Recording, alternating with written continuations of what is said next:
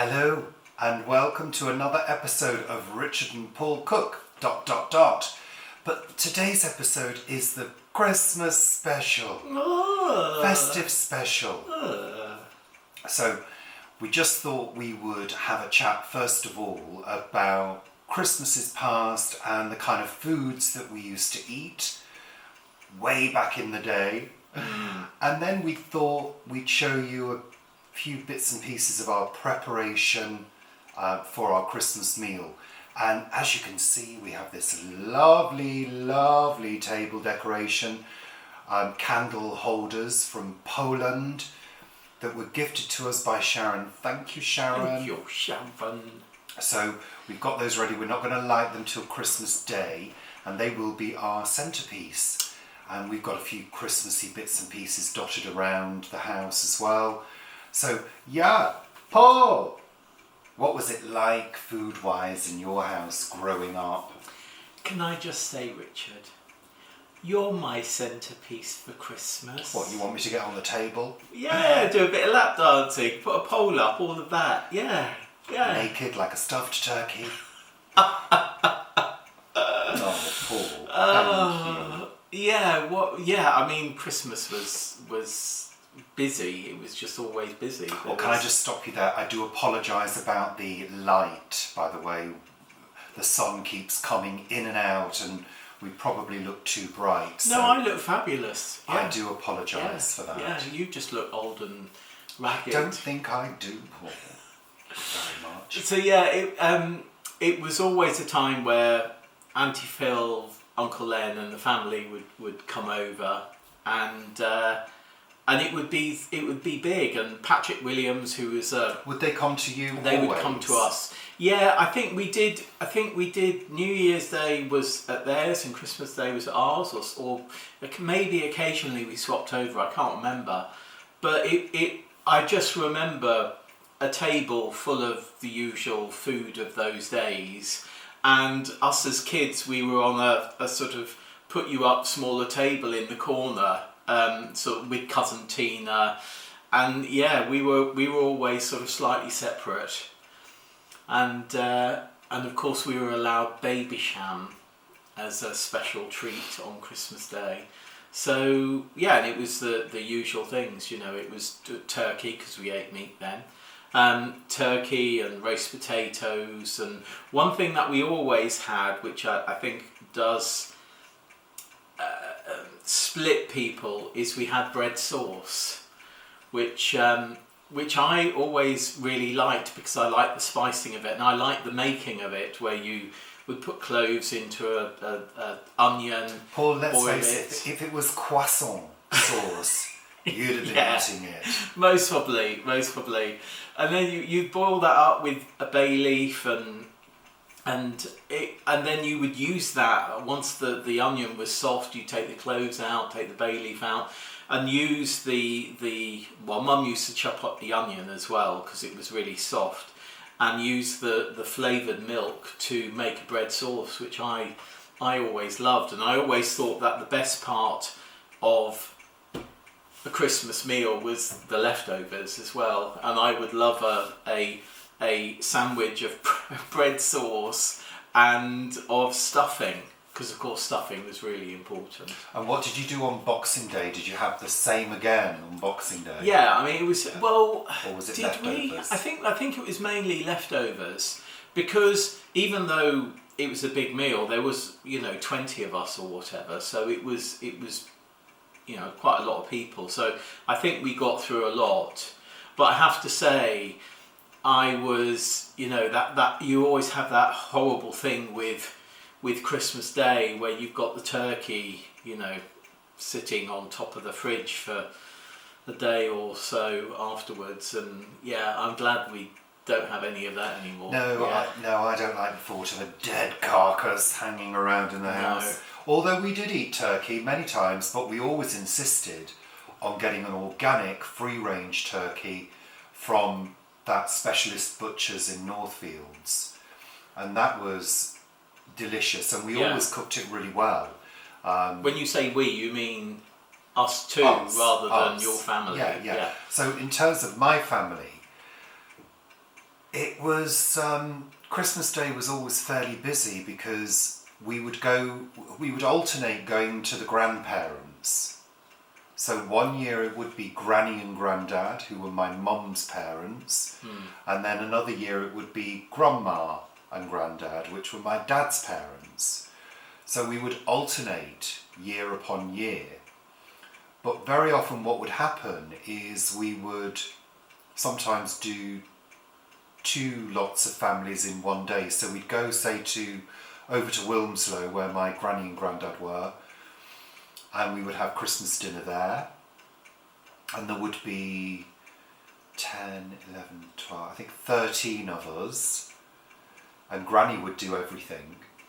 And we'd have lots of gifts. Granny and Grandad always got us gifts, plus one of those huge stockings. I don't know whether you remember them. They were like a sort of net, sort of... With the cardboard back. Yeah. Yeah. And it would have games, it would have chocolates, it would have all sorts of things in it. I don't remember those. We would always have one of those. And there would very often be a piece of clothing as well, maybe a jumper that had been knitted, or a Christmas jumper. And then we'd go home, freshen up. We'd all be absolutely exhausted because we'd been running around in the garden since 6 or something. No, in the afternoon we would go out in the garden and play. All the grandchildren would go out. The adults would be indoors smoking and drinking around the fire. But then we'd drive back home, freshen up, and then go out to Grandma's for our evening meal, which would very often be a buffet. Right. So by the time it got to 9, 10 o'clock and we were back home, we were all exhausted. Well, I'm not surprised. And all we kids wanted to do was stay at home and play with our toys, and that would be it. So very often that would happen, or we'd go to Auntie Bev's sometimes on a Boxing Day, or they would come to us. So we'd have another Christmas meal, same again on Boxing Day.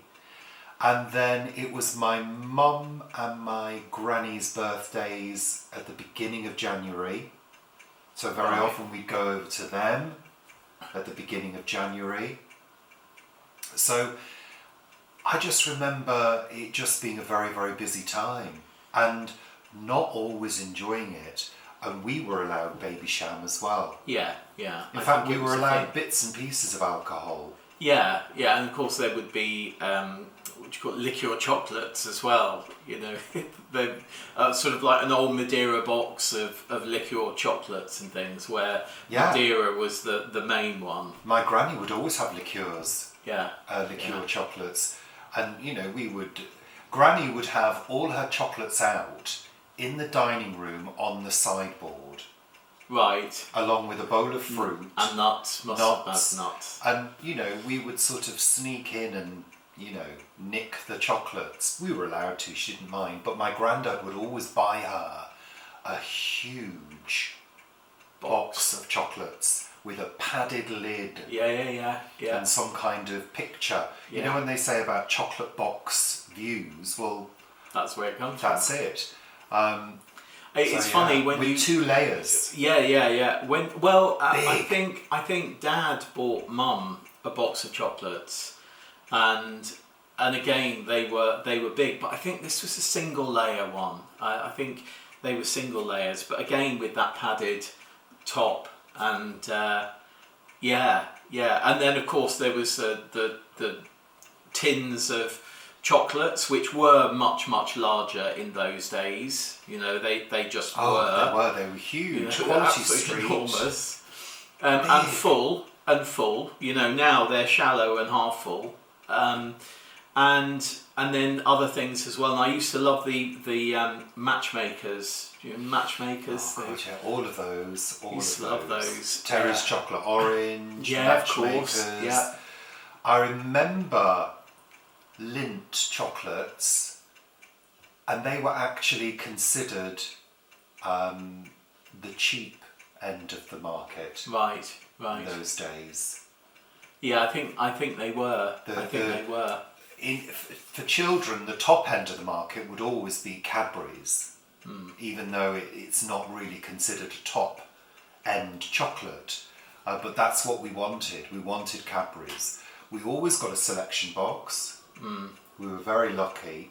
And, half of that would be eaten on Christmas Day morning before breakfast. Did you have a milkman who would deliver particular things? Because our milkman would deliver, you'd have a little order form a few weeks before, maybe about 3 weeks before, and you'd be able to order things like vol-au-vent cases and special sort of dairy cakes and things like that from the milkman, and they would be delivered a day or so before Christmas. No, our milkman was a local farmer, Mr. Moss's farm on Moss Lane. And it was just over the road from the estate where we lived. So no, we would have had potatoes from him, because we used to be sent over to the farm to get 5 pounds of potatoes. It was always 5 pounds of potatoes a week. Yeah. Which of course would be a staple in our house, a staple in many people's houses. Eggs we would get from the farm, and it was a wild farm. I mean, it was a typical working farm with a courtyard, cobbled courtyard, and you would go to the back door and you'd knock on the door or stick your head in and say, "Hello, can I have some potatoes, please?" And were you given the money for it? Yeah. And the potatoes, I remember, they were stored in just a little sort of outhouse just off their kitchen, just outside. It was a sort of little tunnelled entrance, So no, we didn't. And we had a bread man as well called Norman, a bit like dinner ladies. We would order things from him, but I think my parents did a big Christmas shop. And of course, in those days, let's not forget, everything closed for probably the best part of a week. Yeah, I think things would open just before New Year. But yeah, I mean, Christmas Day and Boxing Day, everything would be closed. And everything but would most close. Other shops would be closed as well. Yeah, well, until the late 70s, when the big sort of consumerism started coming and everyone was going for sales. Well, the law changed as well, didn't it, on shop opening times? Yeah, it did. I mean, things would close at 4 o'clock on Christmas Eve. Oh, yeah, absolutely. Always. And would not be open for the best part of a week, like I say. Yeah. Even things like the petrol stations would close. Yeah, I mean, you couldn't get, if you didn't have what you wanted by 4 o'clock on Christmas Eve, that was it for like 3 days. It's not as if you could go to the corner shop. I mean, particularly in Guernsey, there were corner shops, but they just weren't open because they took their holiday as well. It's like, right, we're having a long break. I mean, the great thing about this area that we live in, Ealing, Hanwell, there is always something open on Christmas Day. Yeah. The local shops open on Christmas Day. The corner shop, our corner shop, which is really the only one that we generally go to if we need an item. There's a Tesco, a new Tesco. We've been there a couple of years, small one. I don't shop in Tesco. I haven't shopped in Tesco since 2004. That doesn't open on Christmas Day, does it? I would have thought it will be open on Christmas Day. Yeah, and there's Sainsbury's, another small one. I mean, now within walking distance, there's most probably about 3 or 4 major shops that we could go to. Small corner shops, but they've got so much in them now. And of course, a lot of workplaces also used to close. Factories would close for 2 weeks. Yeah. And I once worked in a factory. I remember. Did you? Yes, I did. This. I worked for Beresford's Labels in Congleton. I did know this, yeah. And I remember I don't know whether, was I working at Christmas time there? I can't remember. I had to check the labels. They did clothes labels for companies like Marks and Spencer's.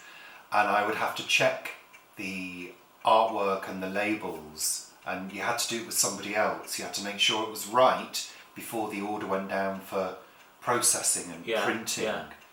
Yeah. Be in a circle, triangle crossed out, 40 degrees, hand wash only. Woolen, is that woolen thing? Yeah, you had all sorts of symbols that you had to read off. But yeah, factories would close.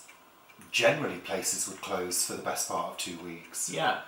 So and also, I mean, traditionally, that's really what would happen. The 12 days of Christmas were that they if you worked in a big house, then you'd have Boxing Day off. We've spoken about Boxing Day before, but you would be back with a sort of little bit of a skeleton staff to make sure the big house was. But mostly, people were off for a couple of weeks. So, in terms of food, same as you, we had turkey and all the trimmings until I became vegetarian one year, and I had fish for several years because I became vegetarian when I was about 14 or 15, but then went back to eating meat. As people do. But for the last, I don't know how long now. We've been vegetarian for a long time, at least 25 years. Yeah, I would have thought so. Yeah, something like that. I don't think Certainly we've eaten turkey. Have we had turkey here? No. Yes. No. It must be because we became vegetarian for the second time here. Right. Because I remember you doing that pork. Oh, that's right. I did. Filling the kitchen with. Oh, but fat. that was a ham, wasn't it? To take to. No, it was a pork joint. I You used to don't boil know. the ham that we used to take at New Year. Anyway, for virtually 2 decades. So I used to have... But even before that, we didn't eat a huge amount of meat. I know there are people that will eat it every day. That's their main meal. We would often have vegetarian, wouldn't we? Yeah. So we used to have the same as you, turkey and all the trimmings, but we are now vegetarian, as you know. And in terms of our meal, it usually consists of a knot roast, which we love. We love a good knot roast with all the trimmings, roast potatoes, parsnips in Gruyere, which is now a tradition for us because we love it. And, various vegetables, sprouts with gravy. Carrots, peas, always have to have frozen peas. Love frozen peas. I think that will be it this year. Yeah, I don't think there's any other vegetables, which we're going to be doing shortly anyway. So what we're going to show you is a little bit of our preparation for the meal, for the knot roast in particular, and the parsnips in Gruyere. And then hopefully we will end up, if we don't drink too much champagne on Christmas morning, which is tomorrow, hopefully we'll end up showing you the cooked dishes, probably from our phones, because we'll have guests, and to round off. So we're both getting into the kitchen separately in this video to show you the highlights of our preparation. So, collectively and separately. Well, yeah, but we kind of had to film it separately because, we were both doing things on our own, so there you go. But we did the knot roast together. We did the knot roast together, but you were cooking it, Paul. Yeah, I was cooking it. So, have a look and enjoy.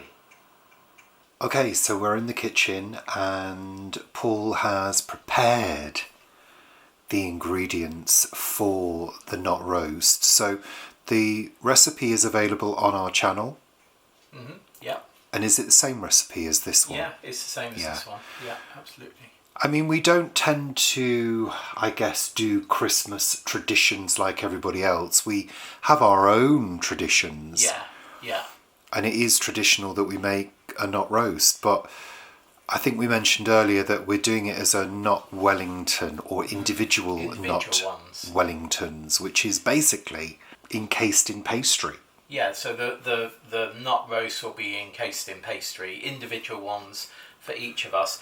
And this batch that I'm doing the same size batch. I haven't reduced it in any way because it's really good to have this either mixed as we're going to do it now and cooked in the pan in the freezer to have to use, or you can bake the whole thing and it freezes well after that as well. So we're not going to be using all of this in our individual Wellingtons. And what's going to happen is I'm going to do the pastry a little later once the filling's cooked and cooled. And I'm going to make the Wellingtons and we're going to pop them in the freezer because today is the 23rd. Tuesday the 23rd. So it's Christmas Eve. Yeah, it is. Yeah. The eve before Christmas Eve.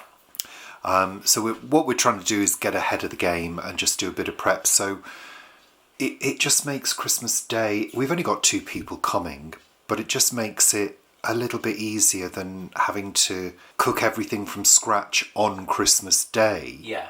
Like absolutely. A lot of people still do. We're just trying to get ahead of the game, so all we have to do is bung things into the oven. Yeah. Which just means we can relax. Vegetables and things like that as well. Yeah. So let's close up and have a little look at the ingredients. We've got, first of all, this large pan. Oh, yeah. Which is plenty big enough for lots of good stirring. Yeah. You do need something big, and this is, I'm not sure how deep it is. It's about 7 centimetres, 7 inches deep. 6 inches, 7 inches deep. Something and like that. What is it, 30 centimetres or 32 across, I think. I think it's a 32er, isn't it? Yeah. So I think it's made by Hahn. Do you want to just lift it up? Because I know some people like to know. Yeah, H-A-H-N. It's a Hahn, and we've had it for quite a number of years. And it's got a really thick base. Nice heavy base. Yeah. That's what you want so things don't move around. So and also it allows the heat to distribute better as well. So let's get a little bit closer and have a look at the ingredients. These are our vegetables that we're using. We've got onion, celery, grated carrot and garlic. Over here, pumpkin seeds which have been ground down. Then in this bowl we have got walnuts and almonds, olive oil, red wine, miso paste, cooked chestnuts. These are already cooked, they come in vacuum sealed bags. This is gram flour, which is chickpea flour. That's going to be our binder because I wanted always to create a nut roast that wasn't full of breadcrumbs. So there's no breadcrumbs in this. Then over here we've got some mushrooms which are actually already pre-cooked. I just got these in the freezer as a portion, so I took that out. Yeast extract, bouillon powder here. That's vegetable stock powder. Vegetable stock powder. These are yeast flakes and mixed herbs down here. So those are our ingredients. And just to remind you, there is a recipe available on our YouTube channel on how to cook this. So we're just going to show you a few highlights of the cook and not spend too much time on that. No, I think this whole cooking bit takes about 20 minutes overall. Great. So Paul's got the heat on and he's starting off with some olive oil, and I think it's the veggies first, isn't it, Paul? Yeah. All the veggies going in. That was the Christmas bell. It's a bit like a boxing bell, it sounded like. The old Saturday Boxing Days. Right, just tipping everything in. That's all the veggies going in together. And you just cook them until they're soft, Paul? Yeah, they're soft. If you want to take them through to slightly browned, little bit of browning on them. Yeah, a little bit of extra flavour. That's not going to hurt, is it? And you can also see from all of these ingredients that, it's a relatively healthy dish to make. There's lots of fibre in here and good fats as well. Good fats, good proteins, lots of fibre, vitamins, minerals. I mean, So we're just cooking these down. You do want them to cook through before you add anything else. Great. Okay, it's been a good few minutes. Wow, it must be cold. I didn't think it was that cold. We're steaming up. So this has had 5 minutes. Yeah. As you can see, hopefully you can see it's sort of shrunk down. Let me zoom in a bit. There we are, yeah. It shrunk down quite a bit. It's all sort of cooked through. Some colour has been taken on by some of the veg. In go our bouillon. So the bouillon powder and the herbs and the yeast extract. yeast extract. No, yeast flakes. Yeast flakes, sorry. It's kind of a sort of base of flavouring, isn't it? Yeah. It's your seasoning. And, you know, I said to somebody the other day, it's important to season vegetables. You know, you must give them flavour, extra flavour. Yes, I guess there are some vegetables that have got, you know, their own strong flavour, but many, sadly, nowadays don't. Well, not only that, but over the last 60 years, there's been a lot of breeding to make vegetables tasty, more palatable. So greens and brassicas and things less bitter. Yeah. And that means that an awful lot of the nutrients have gone from them. So you've thrown the mushrooms in and they'll sort of defrost when they... So in goes miso. So yeast extract, or Marmite as it's also known. We don't get Marmite now, we get a reduced salt one from Sainsbury's, is it? Yeah, or Morrison's. Or Morrison's, yeah. At Sainsbury's, we like that one better. Yeah, I find the reduced salt ones taste like Marmite used to taste. You're just throwing everything in, basically, aren't you, Paul? The red wine's going in. Are you going to burn some of the alcohol off? A little bit, put the heat up. And if you don't want to use red wine, you could use a little bit of extra liquid, as in just boiling water. Or stock. If you've got vegetable stock, that would be really good to use. I'm just going to get a knife and break that mushroom up a little bit. Gently. That's the good thing about a stainless steel pan. You can do things like that. Not recommended if you've got a non-stick pan or a enamel. No, definitely not an enamel. We don't use anything like that now. We've got a non-stick Tefal, but we used to have Le Creuset. They're so easily damaged. Well, a friend made jam in it. Yeah. And completely ruined the bottom. Yeah, I don't think they're practical now because they're so heavy. So heavy. Yeah, and I'm finding, I'm getting on to 60, and I'm even finding now that some things are heavier than they need to be. Awkward. So, going for lighter versions of things. So just put the heat up to... Just boil some of that liquid off. Yeah. All of our mushrooms have sort of broken down now. Smells good. Yeah. And looks good as well. It looks very rich, and it kind of is quite rich. It is. I mean, it is sort of a king of nut roasts, this one, I think. Yeah, very flavourful and a lovely texture as well once it's baked. I'm hoping we maintain that texture even though it's encased in pastry. Yeah, I'm sure we will.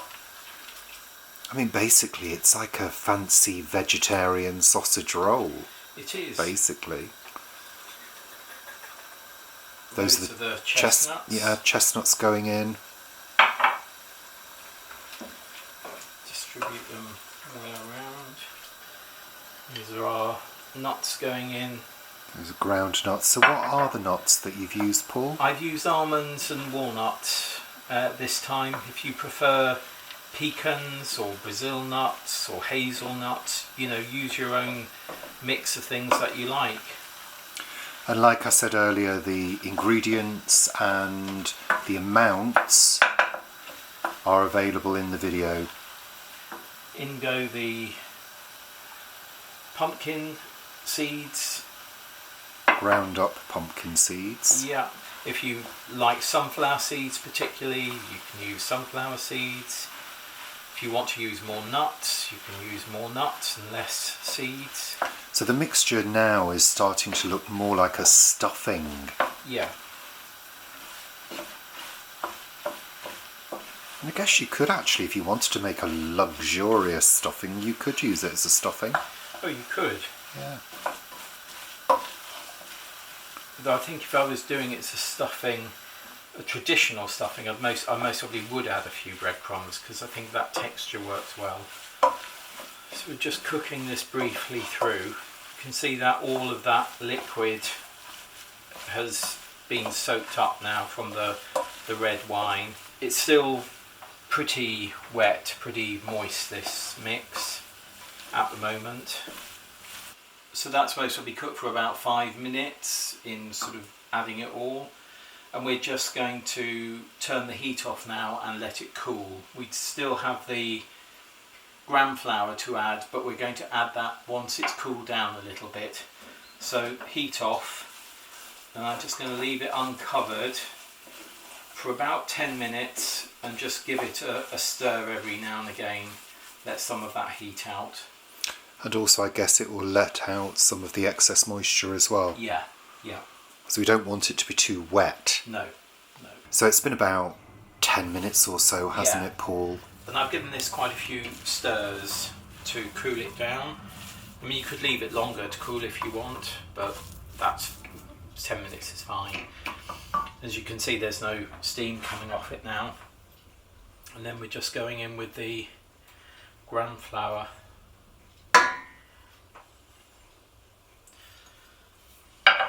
And a good stir.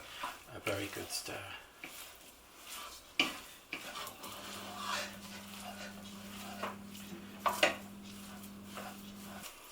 And it's really firming up the mixture now.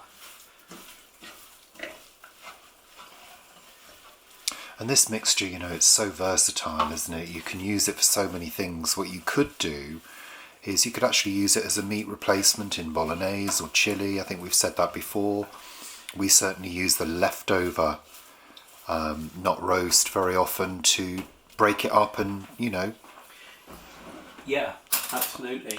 I mean, it could actually, you could also use it to make patties and burgers. And I was thinking just now you could also make sausage rolls, which Well, yeah. I don't think we've ever made sausage rolls. We're kind of making the equivalent today, really.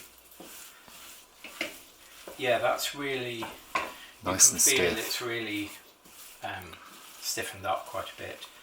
It's there will still be give once it's cooked and everything. I mean, it is cooked now, but if you're going to bake it whole as a nut loaf, which we do in another recipe, it does have sort of texture to it, but it doesn't come out solid like those packet ones that you get that are a bit too solid. This has sort It's of more like a nice, pate. yeah, it has nice nice softness to it as well.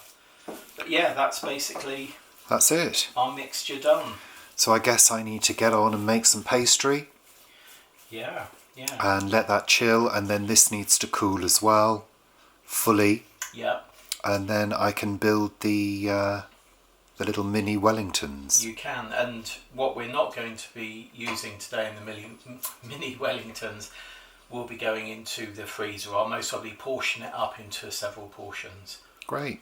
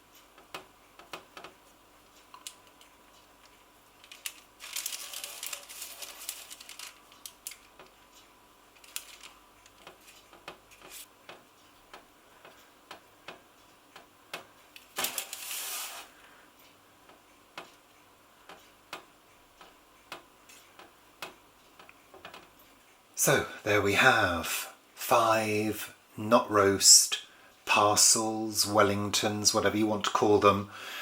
I quite enjoyed making them, but I kind of had to get into my swing in terms of the size. So one of them is smaller than the others, but I used all the pastry apart from a tiny little bit. So I'm really pleased. So these are going to go into the freezer as they are. I've cleared a space. I'm just going to put the whole thing in, wait until they're frozen, and then they'll get wrapped up. And these will, or should, cook from frozen.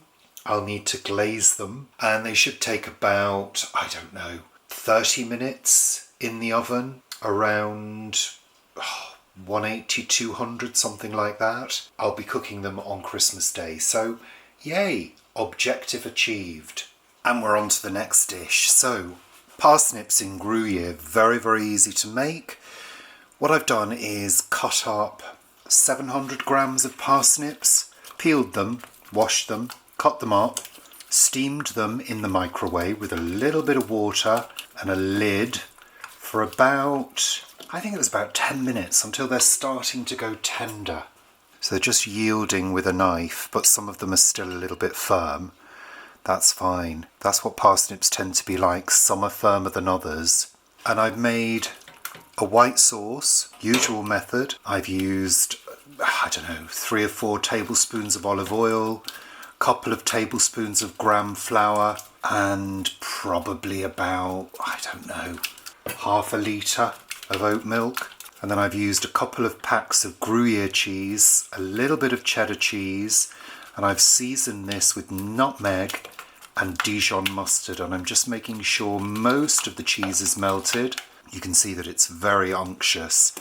So I'm going to turn the heat off now. And all I'm going to do is pour over the sauce.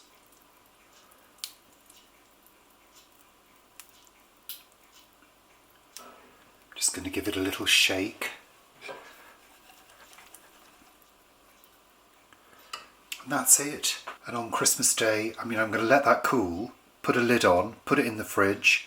Christmas Day, that will get baked for probably around 40 minutes until it's absolutely golden and bubbling, and it sort of bakes together with the parsnips and becomes a sort of golden, succulent mass of gorgeousness, and that will be served as a side dish. So there you go, that's parsnips in Gruyere, very easy.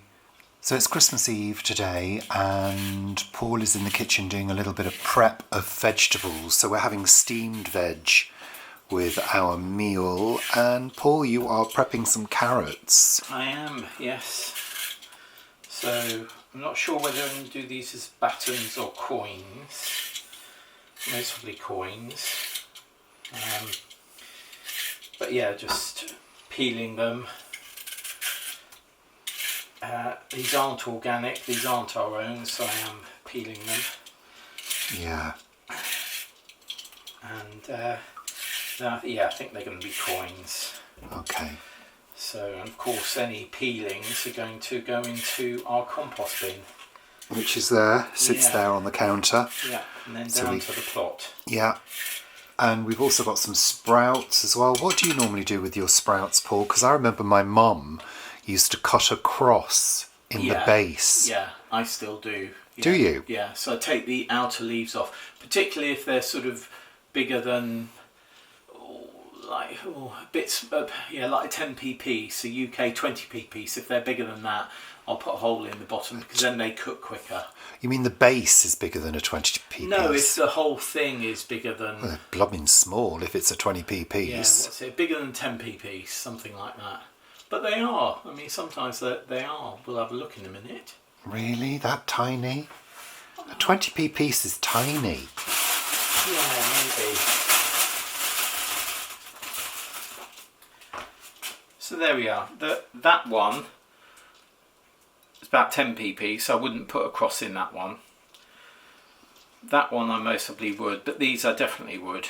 So it just allows a bit of the hot steam or water if you boil them, if you're a heathen and still boil vegetables. Oh, yeah, but, you know, it's better eating vegetables boiled than not eating vegetables. Yeah, but most of the nutrients are then thrown away unless you use the water for cooking your gravy. Which we often do. Yeah. Or for soup, you know, keep it and use it as a vegetable stock Exactly. soup. So steaming is much better. So these, I haven't got a knife, but I'll be taking the... Oh, I'll get a knife. Yeah. They're only there.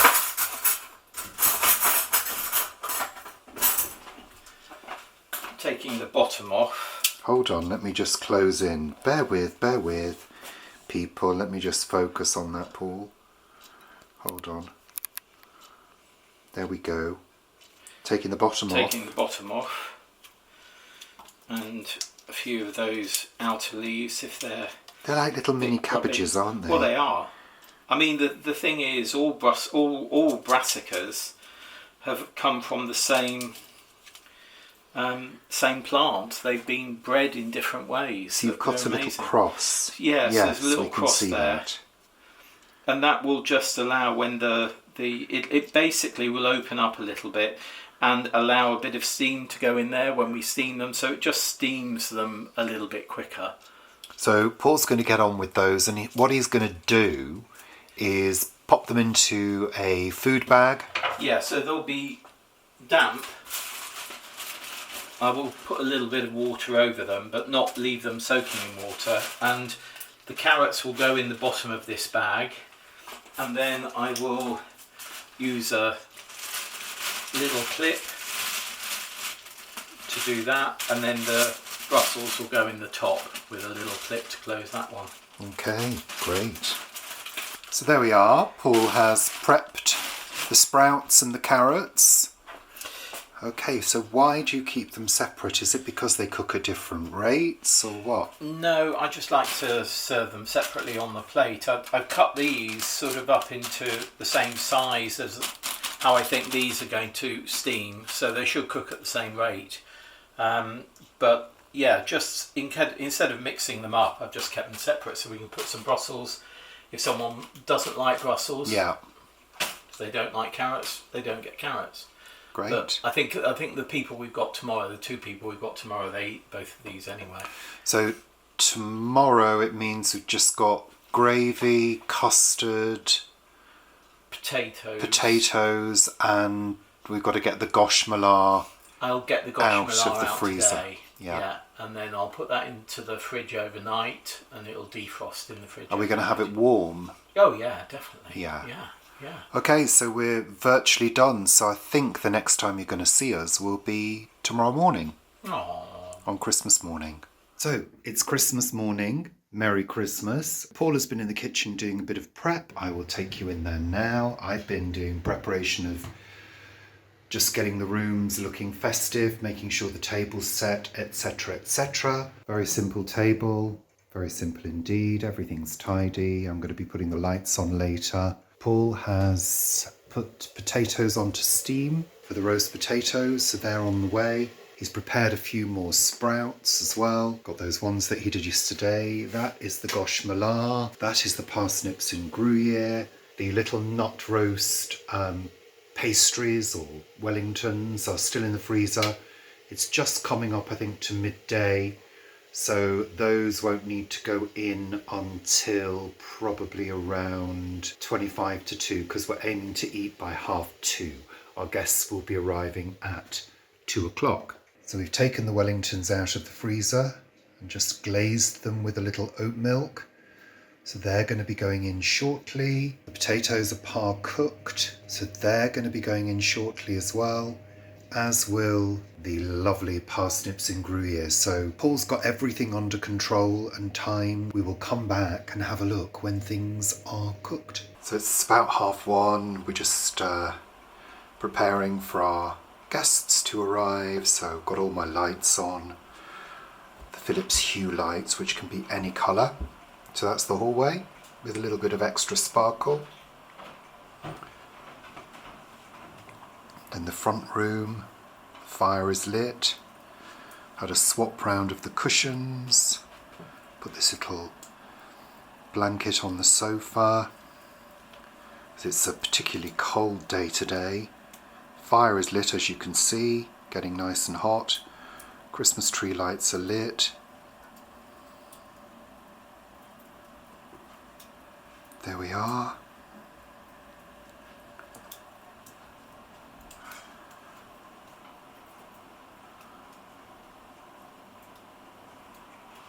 Let's go into the dining room, where the table is set and the candles are lit. There's some sparkle.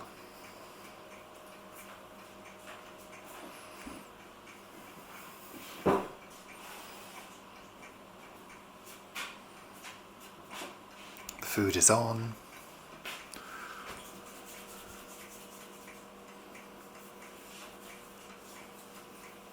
I've just given our roasties a little turn. They're looking good at the moment.